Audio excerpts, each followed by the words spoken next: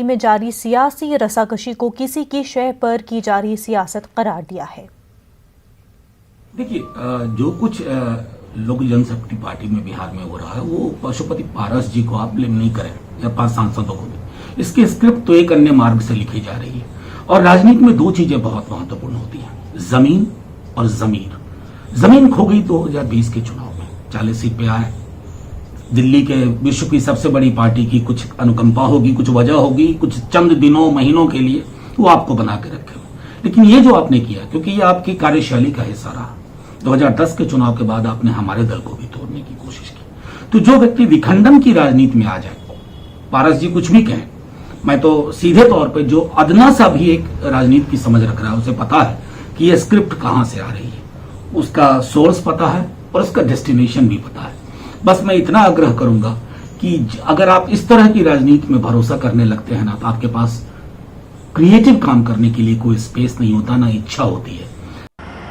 LGP में टूट की खबर को लेकर बिहार में सियासी हलचल मचा हुआ है और इसी बीच पशुपति पारस जो फिलहाल अभी इस मामले में उनको नेता चुना गया है, वो फिलहाल अभी संसद भवन जाएंगे, वहां पर अपने सहयोगी सांसदों के साथ मुलाकात करने वाले हैं। उसके बाद वो यहाँ चुनाव आयोग पहुंचने वाले हैं। चुनाव आयोग में वो फिलहाल ज्ञापन देंगे और वो अपने पार्टी की जो जानकारी है वो फिलहाल यहाँ पर बताएंगे। सबसे महत्वपूर्ण बात, पशुपति पारस की तरफ से इस मामले में चुनाव आयोग पहुंचना है और चुनाव आयुक्त को ये जानकारी देना है कि किस तरह वो फिलहाल पार्टी में पहले थे और पार्टी में जिस तरह से ये फैसला लिया गया है और उन्हें फिलहाल संसदीय दल का नेता चुना गया है, ये अपने आप में एक अहम और बड़ी सियासत है। चिराग पासवान को लेकर काफ़ी नाराजगी थी और इसी नाराजगी की वजह से ये बड़ा फैसला लिया गया है। फिलहाल अभी जो जानकारी है उस जानकारी के मुताबिक यहाँ पर वो थोड़ी देर बाद पहुँचने वाले हैं, लेकिन इससे पहले वो संसद भवन में मुलाकात करने वाले हैं फिलहाल ओम बिरला से। अब देखना बेहद अहम होगा कि एलजेपी में जिस तरह इस समय सियासी घमासान मचा हुआ है, इसका आखिरी दौर और इसका आने वाला जो हल होगा वो क्या होगा। कैमरामैन अपू के साथ सुशील पांडे, न्यूज़ 18 दिल्ली।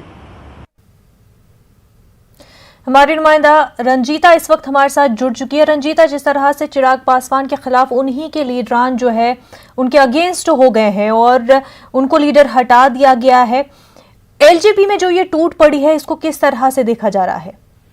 मुझे देखिए, अंदर की जो लड़ाई और अंदर की जो नाराजगी है वो अब खुलकर मीडिया के सामने आ रही है। एलजेपी की जिस तरह से 5 सांसद जो है वो एक साथ नजर आ रहे हैं और उनका साफ तौर पर ये कहना है कि उनके नेता पशुपति पारस होंगे।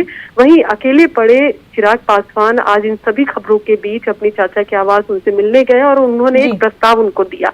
सूत्रों के हवाले से खबर है कि इस प्रस्ताव में उन्होंने राष्ट्रीय अध्यक्ष पद से खुद के हटाने की बात कही है। उन्होंने कहा है कि वो राष्ट्रीय अध्यक्ष पद छोड़ देंगे, लेकिन राष्ट्रीय अध्यक्ष पद के लिए रामविलास पासवान के बाद उनकी पत्नी जो है उनको बनाना चाहिए और बाकी जो विवाद है, बाकी जो नाराजगी है, क्योंकि ये न सिर्फ पार्टी की बात है बल्कि परिवार की भी बात है, तो इन तमाम चीजों पर बैठकर बातचीत की जाए।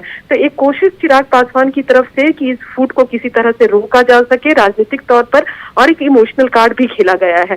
देखना होगा इस ऑफर को स्वीकारा जाता है या फिर ये जो अंदरूनी टसल है, पार्टी टूटने जैसी स्थिति है, इस पर आगे का क्या रुख रहेगा, चाहे वो चिराग पासवान हो या फिर पशुपति पारस हो।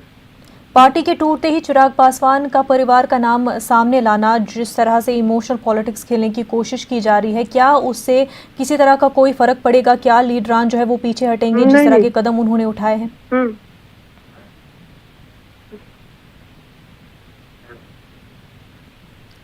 जी रंजीता, आप तक हमारी आवाज पहुंच पा रही है? हमारी नुमाइंदा से राब्ता मुनक़ता हो गया। नाजरीन, आपको बता दें कि एलजेपी में टूट पड़ गई है। चिराग पासवान के खिलाफ उन्हीं के लीडरान हो गए हैं। चिराग पासवान को पार्लिमानी पार्टी के लीडर के ओहदे से हटा दिया गया है। अब पशुपति कुमार पासवान पार्लिमानी पार्टी के लीडर हैं।